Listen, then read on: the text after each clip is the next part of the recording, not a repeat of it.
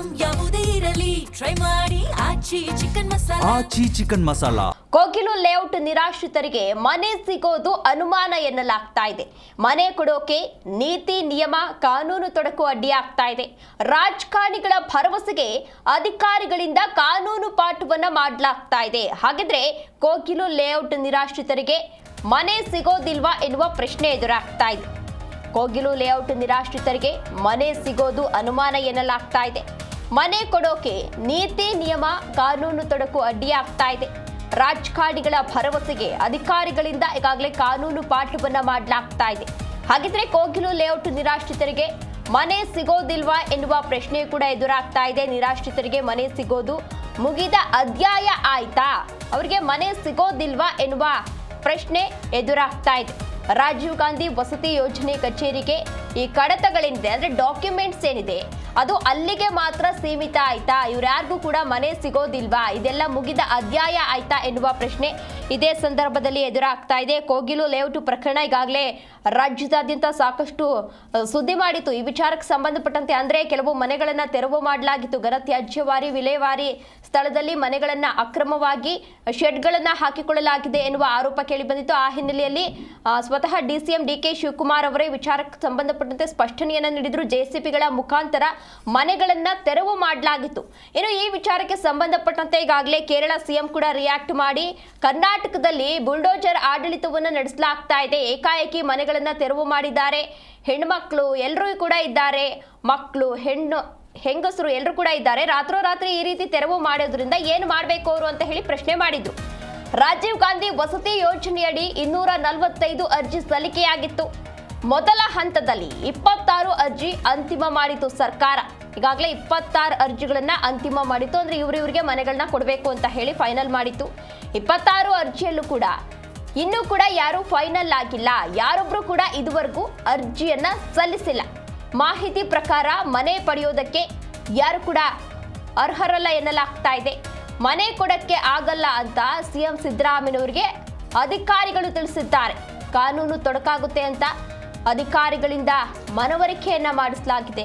Police verification ಅಂತ ಕಡತ ಮೂಲೆಗೆ ತಳ್ಳಿದ್ದಾರೆ ಅಧಿಕಾರಿಗಳು. ಅಂದ್ರೆ ಏನ್ ಡಾಕ್ಯುಮೆಂಟ್ಸ್ ಇತ್ತಲ್ಲ ಆ ಡಾಕ್ಯುಮೆಂಟ್ಸ್ ಎಲ್ಲವನ್ನ ಕೂಡ ಅಧಿಕಾರಿಗಳು ಮೂಲೆಗೆ ತಳ್ಳಿದ್ದಾರೆ. ಆನ್ಲೈನ್ ನಲ್ಲಿ ಅರ್ಜಿಯನ್ನ ಸಲ್ಲಿಸಬೇಕು. 50,000 ಹಣವನ್ನ ಮುಂಗಡವಾಗಿ ಕಟ್ಟಬೇಕು. ಆದ್ರೆ ಇದುವರೆಗೂ ಕೂಡ ಯಾರೊಬ್ರು ಕೂಡ ಆನ್ಲೈನ್ ನಲ್ಲಿ ಅರ್ಜಿಯನ್ನ ಸಲ್ಲಿಸಿಲ್ಲ.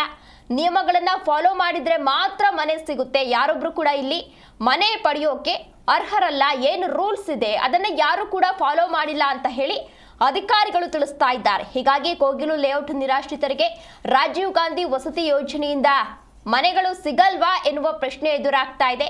ಮನೆ ಸಿಗುತ್ತೆ ಅಂತ ಕಾಯ್ತಿದ್ದವರಿಗೆ ಇದೀಗ ಬಿಗ್ ಶಾಕ್ ಎದುರಾಗಿದೆ. ಸಾಕಷ್ಟು ಕನಸುಗಳನ್ನ ಕಟ್ಕೊಂಡಿದ್ರು, ಇಲ್ಲಿ ನಮಗೆ ಮನೆ ಸಿಗುತ್ತೆ ಅಂತ ಹೇಳಿ. ಆದ್ರೆ ರೂಲ್ಸ್ ಗಳನ್ನ ಫಾಲೋ ಮಾಡಿಲ್ಲ ಅಂತ ಹೇಳಿ ಅಧಿಕಾರಿಗಳು ಒಂದು ಶಾಕ್ ಅನ್ನು ನೀಡಿದ್ದಾರೆ. ಕಾನೂನಿನ ತೊಡಕನ್ನ ಮುಂದಿಟ್ಕೊಂಡು ಮನೆ ಕ್ಯಾನ್ಸಲ್ ಅನ್ನ ಮಾಡಿದ್ರ ಅಧಿಕಾರಿಗಳು ಎನ್ನುವ ಪ್ರಶ್ನೆ ಎದುರಾಗ್ತಾ ಇದೆ. ಇಲ್ಲಿ ಒಬ್ಬರಿಗೆ ಕೊಟ್ರೆ ಇಡೀ ರಾಜ್ಯದಾದ್ಯಂತ ಇದೇ ರೀತಿ ಕೇಳ್ತಾರೆ ಅಂತ ಹೇಳಿ ಮನೆ ಕೊಡೋದಕ್ಕೆ ಬ್ರೇಕ್ ಹಾಕಲಾಗಿದೆ. ಇದೇ ವಿಚಾರಕ್ಕೆ ಸಂಬಂಧಪಟ್ಟಂತೆ ಹೆಚ್ಚಿನ ಡೀಟೇಲ್ಸ್ ಅನ್ನ ನೀಡಲಿದ್ದಾರೆ ನಮ್ಮ ಪ್ರತಿನಿಧಿ ಭವ್ಯ ಸುನಿಲ್. ಭವ್ಯ, 26 ಮನೆ ಫೈನಲ್ ಆಗಿತ್ತು, ಈಗ ಅದು ಇಲ್ಲ ಅಂತಿದ್ದಾರೆ. ಏನೆಲ್ಲ ಕಾನೂನು ತೊಡಕುಗಳಿವೆ, ಏನ್ ಹೇಳ್ತಿದ್ದಾರೆ ಅಧಿಕಾರಿಗಳು? ಹಾಗಾದ್ರೆ ಮನೆ ಸಿಗಲ್ವಾ ಹೇಗೆ? ಉತ್ತೇಜಸ್ವಿನಿ ಕೋಗಿಲು ನಿರಾಶ್ರಿತರು ಮತ್ತೊಮ್ಮೆ ಸುದ್ದಿಯಾಗಿದ್ದಾರೆ. ಯಾಕಂದ್ರೆ ಈಗಾಗಲೇ ಅಂತಾರಾಷ್ಟ್ರೀಯ ಮಟ್ಟದಲ್ಲಿ ಈ ಸ್ಟೋರಿ ಒಂದು ಸದ್ದಾಗಿತ್ತು. ಪ್ರಮುಖವಾಗಿ ಕೋಗಿಲು ನಿರಾಶ್ರಿತರಿಗೆ ಮನೆ ಸಿಗೋದು ಪಕ್ಕಾ ಡೌಟ್ ಆಗಿದೆ. ಯಾಕಂದ್ರೆ ಹೊಸ ವರ್ಷಕ್ಕೆ ಮನೆ ಕೊಡ್ತೀವಿ ಅಂದಿದ್ದ ಸರ್ಕಾರ ಫೆಬ್ರವರಿ ಮುಗಿತಾ ಬಂದ್ರು ಇನ್ನೂ ಕೂಡ ಮನೆನೇ ಕೊಟ್ಟಿಲ್ಲ. ಮನೆ ಕೊಡೋಕೆ ನೀತಿ ನಿಯಮಗಳು ಕಾನೂನು ಅಡ್ಡಿ ಆಗ್ತಾ ಇರುವಂತದ್ದು. ಪ್ರಮುಖವಾಗಿ ರಾಜಕಾರಣಿಗಳ ಭರವಸೆ ಮಾತಿಗೆ ಅಧಿಕಾರಿಗಳ ಕಾನೂನಿನ ಪಾಠ ಕೂಡ. ಧನ್ಯವಾದ ಭವ್ಯ ಸುನಿಲ್ ತಮ್ಮೆಲ್ಲ ಡೀಟೇಲ್ಸ್ಗಾಗಿ.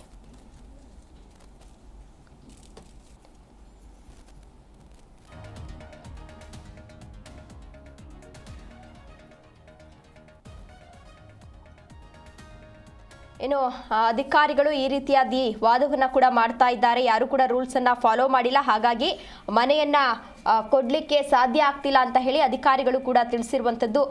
ಸಂಪರ್ಕ ಈಗ ಸಾಧ್ಯ ಆಗ್ತಾ ಇದೆ ಭವ್ಯ ಅವ್ರಿಗೆ. ಭವ್ಯ, 26 ಮನೆ ಈಗಾಗಲೇ ಫೈನಲ್ ಆಗಿತ್ತು, ಈಗ ಅದು ಕೂಡ ಇಲ್ಲ ಅಂತಿದ್ದಾರೆ.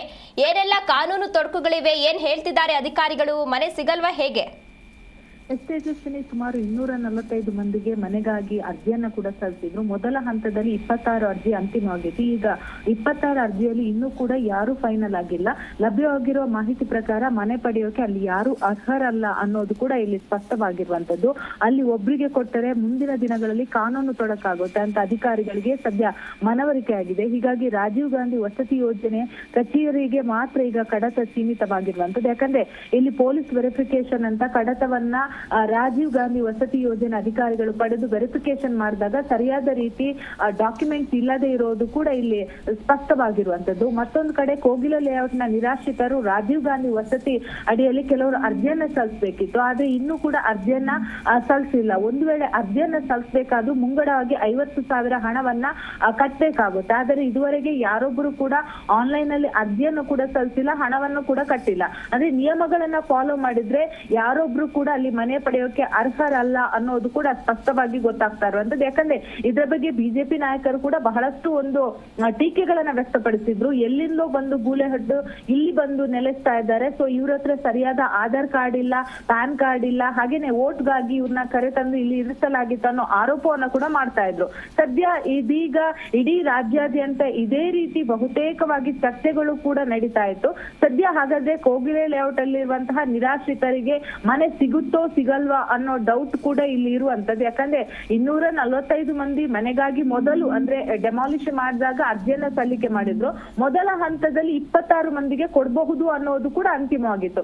ಒಂದು ವೇಳೆ ಕೊಟ್ರೆ 26 ಮಂದಿಗೆ ಕಾನೂನು ತೊಡಕಾಗುತ್ತೆ ಅನ್ನೋದು ಕೂಡ ಈಗಾಗಲೇ ಸ್ಪಷ್ಟವಾಗಿರುವಂತದ್ದು. ಯಾಕಂದ್ರೆ ಅವ್ರಿಗೆ ಮನೆಯನ್ನ ಕೊಟ್ರೆ ಇತರೆ ಮಂದಿ ಕೋರ್ಟ್ ಮೊರೆ ಹೋಗುವ ಸಾಧ್ಯತೆ ಇರುತ್ತೆ. ಈ ಸಂದರ್ಭದಲ್ಲಿ ಅಧಿಕಾರಿಗಳಿಗೂ ಕೂಡ ತೀವ್ರ ಮುಜುಗರ ಆಗುತ್ತೆ. ಸೊ ಇದ್ರ ಬಗ್ಗೆ ಈಗಾಗಲೇ ಸೂಕ್ತ ತನಿಖೆಯನ್ನ ಕೂಡ ಇನ್ನೂ ಕೂಡ ನಡೆಸ್ತಾ ಇರುವಂತದ್ದು ತೇಜಸ್ವಿನಿ. ಓಕೆ, ಧನ್ಯವಾದ ಭವ್ಯ ಸುನಿಲ್ ತಮ್ಮೆಲ್ಲ ಡೀಟೇಲ್ಸ್ಗಾಗಿ.